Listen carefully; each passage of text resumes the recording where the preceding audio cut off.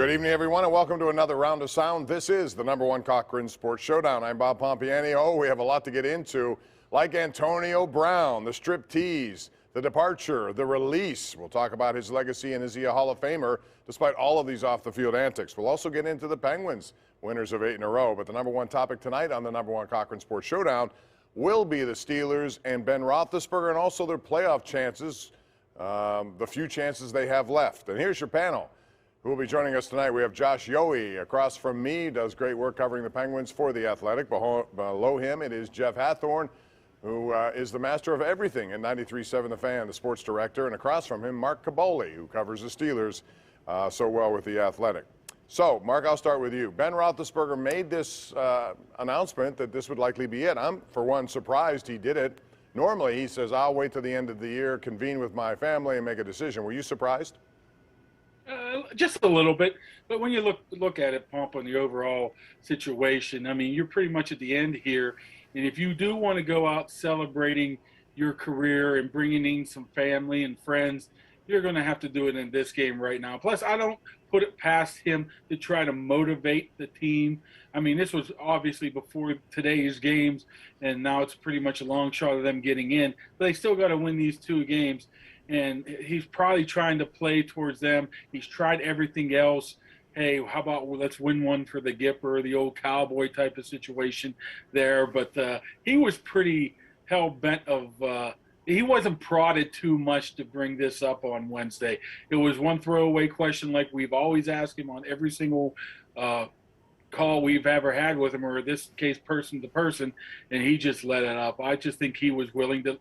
I think it was that time that he needed that off his chest, and now he can move forward and hopefully trying to win these next 2 games and hope the Jaguars can beat the Colts. I think to Mark's point, you know. Go ahead. Sorry, Jeff. I'm glad Ben did this.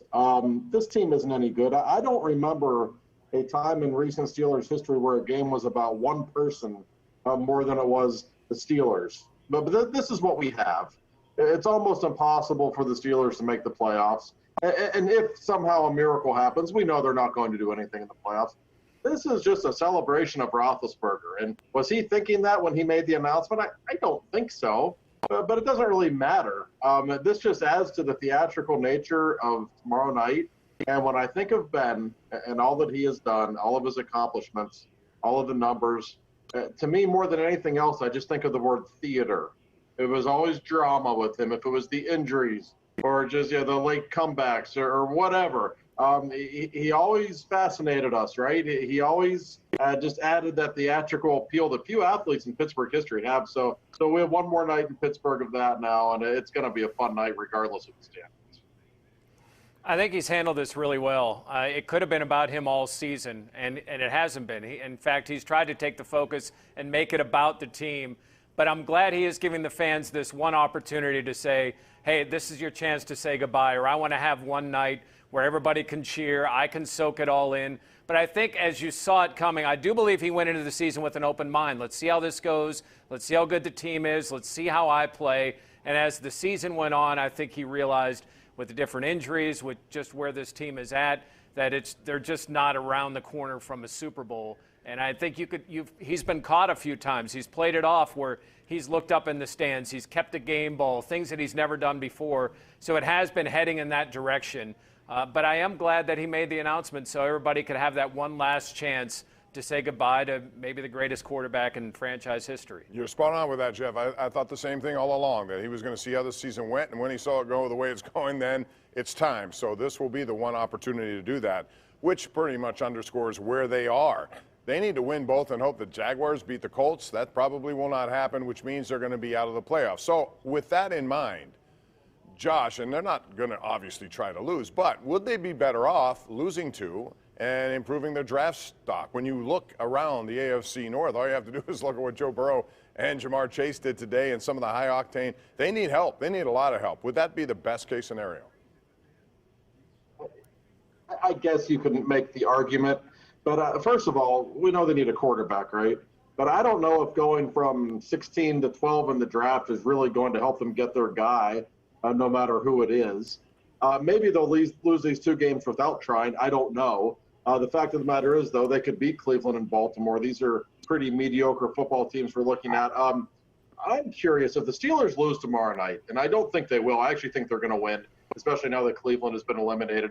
If they lose, does Ben play in Baltimore? My guess is no. I bet he would want his last game to be at Heinz Field. We will see.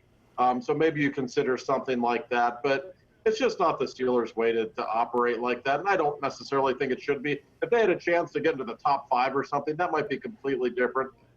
I don't know if it would be worth it, though. I think there's something to be said, at least for trying really hard to win tomorrow night, at least to make Week 18 a little mathematically possible. Make no mistake, I'm not suggesting they do that, Jeff. What I am saying is, would they be better off if they didn't win? Just because, theoretically, you can go from 15 to number 9, depending on how things work out. So Bob's rooting for the Browns. All right, I'll check that off. Again, I'm asking the question. That's all I'm doing. No, I get what you're saying. You can move up and you have more of a pick of the litter of the draft. I get that. But, man, these are your rivals. It's Roethlisberger's last game at home against Cleveland. Then you go to Baltimore. You want to win those games. You still have a lot of young players who have something they can prove in these last couple of games. Yeah, I think, is there a benefit if they do lose? Yes. But, man, I want them to win. I mean, and I want Ben to play no matter what happens Monday night. I want to see him play in Baltimore. I want to see him play that last game on the road at the heated rival that he's had his whole career.